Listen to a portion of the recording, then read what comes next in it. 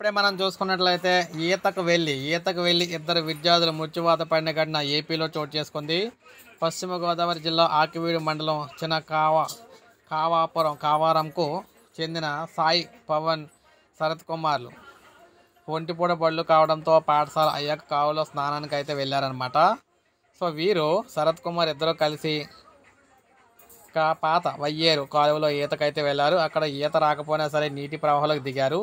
కాలువలో నీటి ఉధృతి కారణంగా నీట మునిగారనమాట. స్థానికులు చూసి బయటకు తీయగా అప్పటికే ఇద్దరు కూడా చనిపోయారు. ఘటనపై సమాచారం అందుకున్న పోలీసులు ఘటనా స్థలానికి చేరుకున్నారన్నమాట. అనంతరం ప్రమాదం గురించి స్థానికులను అయితే అడిగి వివరాలు సేకరించారు. ఇద్దరు విద్యార్థుల మృతదేహాలను పోస్టుమార్టం పంపించడం జరిగింది.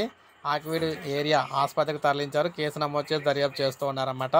సో ఈ విధంగా పెను ప్రమాదం అయితే జరిగింది. ఖచ్చితంగా తల్లిదండ్రులకు అయితే హెచ్చరికలు జారీ చేస్తున్నారు. హాఫ్ డే స్కూల్స్ ఉన్న నేపథ్యంలో విద్యార్థులను అయితే స్కూల్ అయిపోగలని జాగ్రత్తగా ఎక్కడికైతే పంపించొద్దని, ముఖ్యంగా పల్లెటూరులో ఎక్కడికైతే బయటికి పంపించొద్దని చెప్తున్నారన్నమాట.